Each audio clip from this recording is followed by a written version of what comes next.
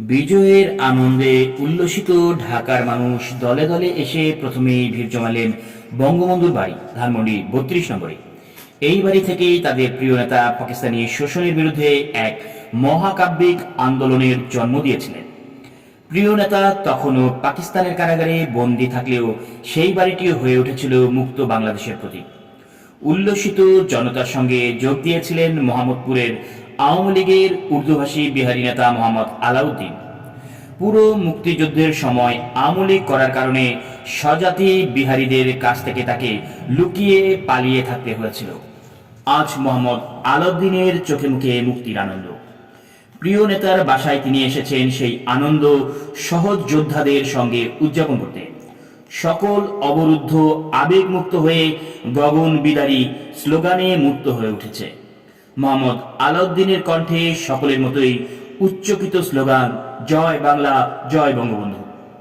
৩২ নম্বর থেকে ফেরার পথে হঠাৎ নরক নেমে এলো তার উপর। চড়াও হলো উন্মুক্ত জনতা। শত্রু জ্ঞানে প্রকাশ্যেই হত্যা করা হলো মোহাম্মদ আলাউদ্দিনকে। যাদের সতীর্থ মনে করতেন আলাউদ্দিনের জীবন প্রদীপ নিভে যাওয়ার আগে তিনি অবাক বিস্ময়ে তাদের বর্ণবাদী জিঘাংসা দেখে অবর্ণনীয় কষ্ট নিয়ে চিরতরে মুখ মুছলেন। এরপর থেকেই শুরু হলো বাংলাদেশের ১১০টি শহরে পরিকল্পিতভাবে হাজার হাজার উর্দুভাষীকে হত্যা, ধর্ষণ আর তাদের সহায় সম্পদ লুণ্ঠনের ঘটনা। অনেক বাঙালি পরিবার কিছু ভীত বিহল আর পলায়নপর অবাঙালিকে আশ্রয় দিয়েও অসংখ্য উর্দুভাষীর নির্মম হত্যা মৃত্যুকে রুখতে পারেনি। স্বাধীনতার উষালগ্নে এই নির্মম আর বিভৎস হত্যাকাণ্ড বিষয়ে স্বাধীন বাংলাদেশে এখনো কেউ তা স্বীকার করে লজ্জা বা দুঃখ প্রকাশ করেনি, এমনকি বামপন্থীরাও নয়।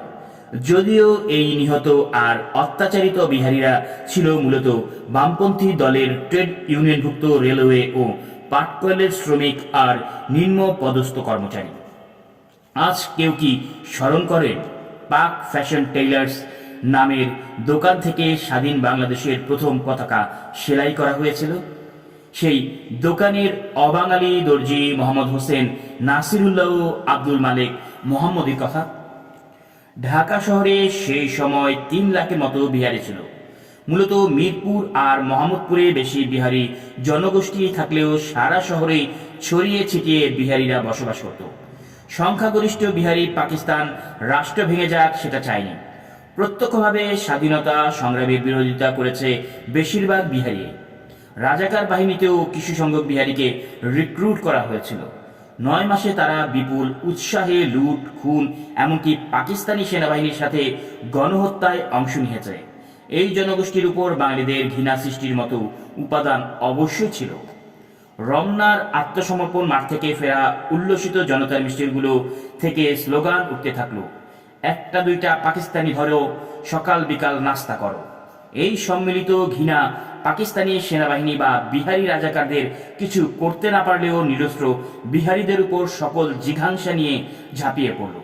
সেই রাতেই বিহারিদের বাড়ি, ব্যবসা প্রতিষ্ঠান আক্রান্ত হতে শুরু হলো সব জায়গায়।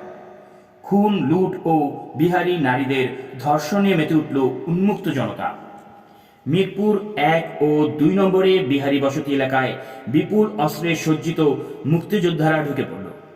অস্ত্রধারী বিহারি রাজাকারেরা প্রতিরোধ গড়ে তোলার চেষ্টা করলেও কুলিয়েও উঠতে পারেনি। মুক্তিবাহিনী ৩০টি বাড়ি ডিনামাইন্ডে উড়িয়ে দেয় আর যত্রতত্র গুলি ছুটতে থাকে। মাইকে ঘোষণা করা হয়, বিহারিরা বাঁচতে চাইলে ঈদগাহে জড়ো হও, সবাই ঈদগাহে জড়ো হও। তাদের উপর নির্বিচারে গুলি ছুড়ে অসংখ্য নিরস্ত্র বিহারীকে হত্যা করা হয়। ঈদগাহ মাঠের সবুজ ঘাসের রং পরিবর্তিত হয়ে যায় উজ্জ্বল লাল রঙে। একটি বিরোচিত রাষ্ট্র বিপ্লবে অংশ নেয়া গণমানুষের বাহিনীর এমন নির্মম, নির্দয় ও অসৈনিকোচিত গণহত্যায় বাঙালির বিজয়ের পালকে যে কালিমা লেপন হয়ে গেল তার দায় কেউ কখনো স্বীকার করেনি। বাংলাদেশের সকল ইতিহাস থেকে এই গণহত্যার ঘটনা মুছে দেওয়া হয়েছে কিংবা মুছে দেওয়ার চেষ্টা করা হয়েছে।